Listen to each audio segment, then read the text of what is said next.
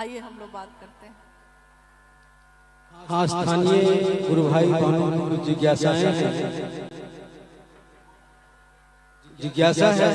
कि साहब श्री रे शिष्यानुभूति में लिखा है कि शिव गुरु चर्चा केवल वार्तालाप नहीं है, यह एक परिणाम पर अंतहीन और अविरल आत्मानुभूति है।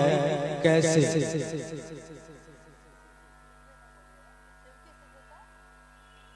शिव गुरु चर्चा केवल वार्तालाप नहीं है, यह एक परिणाम पर अंतहीन और अविरल आत्मानुभूति है। आध्यात्म शिव की चर्चा हमारा दूसरा सूत्र, जिसमें हम शिव की बात करते हैं। आप देखिएगा कि आप अपने जीवन में जिस चीज के बारे में ज्यादा बात करते हैं, आपका मन उसी चीज से भर जाता है। अगर संकीर्णता की बात करिएगा तो संकीर्णता से भरेगा। आप गौर करिए ना, खुद के जीवन में गौर करिए। मतलब खुद के जीवन में गौर करने पर मुझको याद आया कि एक जगह मैंने कहीं पढ़ा था कि एक गुरु ने अपने शिष्य को, जब वो घर जाने लगा गुरुकुल से, अपने आश्रम से जब वो घर जाने लगा, तो उसने कहा कि गुरु कुछ ऐसा दीजिए कि मैं घर जा रहा हूँ, फिर आऊँगा, तो कुछ ऐसा दीजिए जिससे मेरा ज्ञान और बढ़े, मुझको और ज़्यादा ज्ञान प्राप्त हो। तो गुरु ने उसके एक दर्पण दिया, आईना जिसको हम लोग कहते हैं, एक दर्पण दिया और कहा कि इस दर्पण में तुम किसी की भी जो उसके अंदर बुराई है, वो अगर ये दर्पण तुम्हारे पास है, अगर तुम देखना चाहोगे तो उसकी बुराई तुमको दिख जाएगी, पता चल जाएगा। अब वो दर्पण जब मिल गया उस शिष्य को, तो उसने सबसे पहले क्या किया, उस दर्पण को पहले गुरु की तरफ घुमाया, तो देखता है कि दर्पण में गुरु में भी कुछ बुराई है। अब ये असमंजस में पड़ा। अब वो घर की तरफ चला, रास्ते में भी वो जहां जाए सबके तरफ दर्पण को घुमाए, सबके अंदर बुराई थी। पूरी यात्रा तय करके घर गया, लौटा। जब लौट के आया गुरु के पास फिर से, तो उसने कहा कि गुरुजी, इस दर्पण में तो कोई ऐसा नहीं मिला जिसके अंदर बुराई नहीं हो, जिसके अंदर कमी और अवगुण नहीं हो। तो उसके गुरु ने कहा कि क्या ये दर्पण तुमने अपनी तरफ भी घुमाकर देखा था? तो उसने कहा नहीं। तो गुरु ने कहा कि ये शुरुआत तो स्वयं से करनी थी पहले, तो वो तो तुमने की ही नहीं। तो यही हाल रहता है हम लोगों का भी। शिव की चर्चा एक आत्मानुभूति है, अविरल, लगातार चलने वाली आत्मानुभूति। और साहब ने कहा, खुद भी शिव के शिष्य बनो और दूसरे को भी प्रेरित करो। यानी कि पहले शुरुआत तो अपनी तरफ से करनी होगी ना, खुद भी शिव के शिष्य बनो और दूसरे को भी प्रेरित करो। इस क्रम में, इस काम को करने में हम शिव की बात करते हैं, शिव की चर्चा, जिसको हम लोग कहते हैं शिव चर्चा, हम ये बात करते हैं। ये परिणाम परक है। कैसे? क्योंकि जब हम शिव की बात करते हैं तो हमारा मन धीरे धीरे शिव की परिधि में आता है। क्योंकि शिव की परिधि में, शिव के घेरे में रहे बिना शिव की बात न तो आप कर सकिएगा, न तो कोई वो बात सुन सकेगा। सुनने वाले को भी शिव की परिधि में अपने मन को रखना होगा, तभी उसके मन में प्रवेश कर सकेगा। आज हम लोग इतने लोग हैं यहाँ और सब कोई हम लोग बात कर रहे हैं। आप बताइए, कोई, ज्यादातर लोग तो शांति से बैठे हैं, कुछ लोग हलचल में हैं। तो जो हलचल में हैं, यहाँ से मैं लाख कुछ भी अच्छी बात कहूँ, कितनी भी बड़ी बात कह दूँ, लेकिन मन अगर हलचल में है आपका, तो आपके मन में वो बात प्रवेश करेगी ही नहीं। क्योंकि मन तो महादेव के घेरे में हुआ ही नहीं, तो ये नहीं हो सकेगा। तो शिव की चर्चा जब हम करते हैं तब भी, कोई सुनता है तब भी, यानी कि ये एक ऐसी विधा है जिसके बारे में शिष्यानुभूति कहती है, साहब की लिखी हुई पहली किताब छोटी सी जो 1990 में उन्होंने लिखी थी।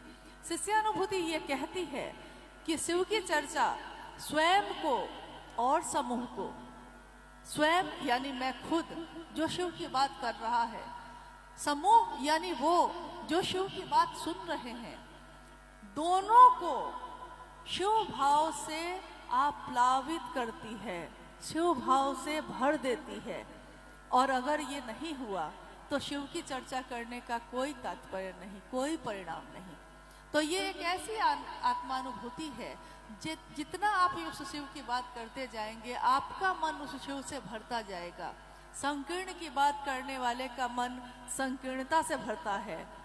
देखिएगा आप जो हमेशा किसी चीज में नकारात्मक देखेंगे, धीरे धीरे उनका मन भी नकारात्मक हो जाता है, फिर वो किसी पे विश्वास नहीं करते। विराट की बात करने वाले का मन विराट होता है।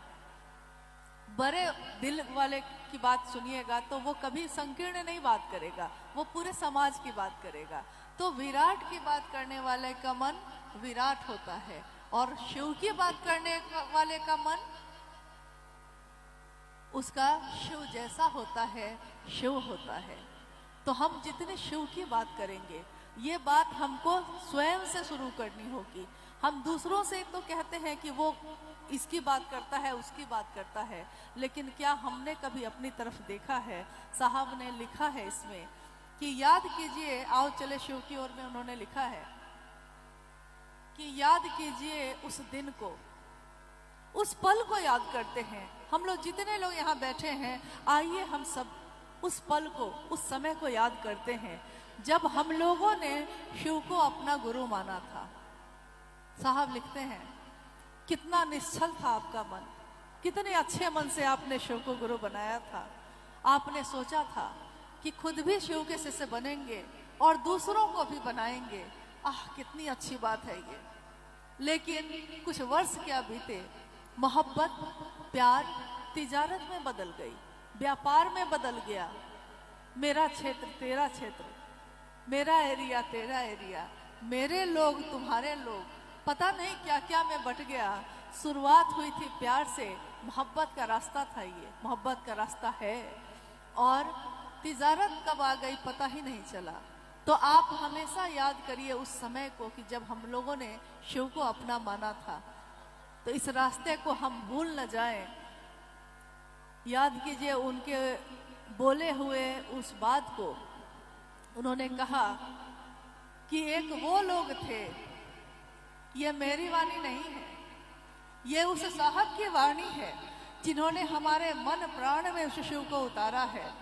उन्होंने कहा है, कहते हैं ना, शब्द की मार से गुरु जगा देते हैं, शब्दन मार जगाए दियो रे, गुरु पैया लागू नाम लिखाए दियो रे। शब्द की मार से वो गुरु जगा देता है। उन्होंने कहा कि एक वो लोग थे, हाँ वो लोग थे, एक वो लोग थे, हाँ वो लोग थे, जिंदगी छोड़ दी बंदगी के लिए। साहब ने कहा कि एक वो लोग थे जिन्होंने जिंदगी छोड़ दी बंदगी के लिए। इस बंगाल की धरती पे भी बहुत साधक और साधु आए, आप उनके जीवन को उठाकर देखिए। उनके जीवन में वो सब कुछ लौकिक चीजें प्राप्त कर सकते थे, लेकिन उन्होंने अपनी बंदगी के लिए, अपने आराध्य के लिए वो सारी चीजें छोड़ दी, छूट गई उनसे, क्योंकि वो उनका आराध्य इतना भारी था उनके ऊपर कि वो सारी चीजें स्वतः छूट गई। छोड़ने का कोई प्रयास नहीं था, छूट गया बस। उसी पे उन्होंने कहा कि जिंदगी छोड़ दी बंदगी के लिए, एक तू भी तो है, एक तू भी तो है, हाय अफसोस है, बंदगी छोड़ दी जिंदगी के लिए। साहब ने कहा कि चले थे बंदगी करने, चले थे समर्पण के लिए, चले थे मोहब्बत के लिए, और आपने इसमें ये क्या कर दिया। तो हमेशा याद रखिए कि अगर मंजिल स्पष्ट हो तो रास्ते भी स्पष्ट होते हैं। शिव की चर्चा एक ऐसी आत्मानुभूति है जो मन को, आत्मा को छूती है, रूह को छूती है। जो परमात्मा का अंश है उस आत्मा को छूती है, क्योंकि ये अंश एक दिन उसी में मिल जाना है। तो साहब ने ये कितनी अनुपम विधा दी, कितनी अच्छी विधा दी, जिस पे चलकर हम अपने मन में उस शिव को भर सकते हैं। दूसरी जिज्ञासा है कि साहब श्री कहते हैं कि हम इंसान जो भी हैं वो शिव का अंश है, तो शिव को तो अघोर बोला गया, तो हम लोगों का मन गुस्सा, अहंकार और दुख से घोर क्यों होता रहता है, क्यों हो जाता है? जिज्ञासा आपने सुनी ली कि शिव तो अघोर हैं और हम लोग उनके शिष्य हैं, तो हम लोग का मन क्यों अघोर हो जाता है? मतलब शांत क्यों नहीं होता? हर बात में गुस्सा और घोर क्यों होता रहता है? नहीं, हम लोग कहते हैं कि मन घोर हो गया, चलो यहाँ से। जैसे ही गए हैं चर्चा में, अच्छा से सम्मान नहीं मिला, जो प्रॉपर होना चाहिए था वो नहीं मिला, या वैसी बात नहीं हुई, या किसी के घर गए तो हम कहते हैं कि मन घोर हो गया, यहाँ चलो यहाँ से, तो हम चल देते हैं। या मेरे मन के विपरीत कोई बात हो जाए तो भी हमारा मन घोर हो जाता है और हम कहते हैं कि मन क्रोधित हो गया, अशांत हो गया, घोर हो गया। जिज्ञासा ये है कि जब वो शिव अघोर है तो हम घोर क्यों होते हैं? देखिए, सारे रूपों में मामला एक ही है कि जितना उस शिव के नजदीक होंगे उतना उस शिव का सारा गुण, सारे स्वरूप आपके मन में भी उतरेंगे। और नजदीक आपका मन होता है, शरीर तो होता नहीं है। तो मन से जैसे जैसे उस शिव के नजदीक होंगे हम लोग, हमारा मन शांत नहीं होता क्या? लेकिन आप देखते होंगे कि किसी से जिससे आप बहुत प्रेम करते हैं, अगर उस पर क्रोध आता है तो आप चीखने लगते हैं, चिल्लाने लगते हैं। तो कोई तीसरा कहता है कि अरे वो तो एकदम आपके सामने खड़ा है, उस इतना जोर से क्यों बोल रहे हैं? नहीं होता है कि गुस्सा आएगा आपको तो आप खूब जोर जोर से बोलने लगते हैं, और सामने खड़ा है जिस पे आप बोल रहे हैं। ऐसा भी नहीं है कि बहुत दूर है कि आपको चिल्लाना पड़ रहा है, ऐसा नहीं है। जानते हैं इसका कारण क्या होता है? मन की दूरी। क्रोध आता है तो क्या होता है? मन उसके तरफ से विरक्त होता है, मन तेजी से हटता है। शरीर से साथ में खड़े हैं, लेकिन मन की दूरी होती है तो हम लोग उस पर चीखने चिल्लाने लगते हैं। मन की दूरी, उस शिव से जितना नजदीक होंगे हम लोग, मन से जितना नजदीक होंगे, हमारा मन शांत होगा। और क्या हो नहीं रहा है आपका? या क्या हुआ नहीं है क्या? क्योंकि पहले तो छोटी छोटी बातों पे भी हम लोग घर में बैठ के रोने लगते थे और बेचैन हो जाते थे, सोचते थे कि पता नहीं क्या होगा।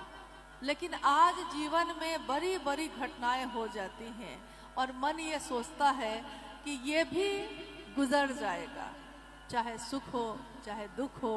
पैसा है तो ठीक, नहीं है तो थोड़ा चिंतित होते हैं, लेकिन बेचैन नहीं होते हैं, परेशान नहीं होते हैं। लगता है कि कुछ महादेव कुछ तो कर ही देंगे। और जब निर्भर होते हैं तो निर्भय होते हैं। जब उस शिव पे निर्भर होते हैं तो वो 1000 रास्ते खोलता है। कहते हैं कि आप एक कदम चलते हैं उस शिव की तरफ, वो 100 कदम चलता है आपकी तरफ। लेकिन आप एक कदम तो चलिए। तो स्वाभाविक है उस मन से नजदीकी होगी तो मन आपका भी अघोर होगा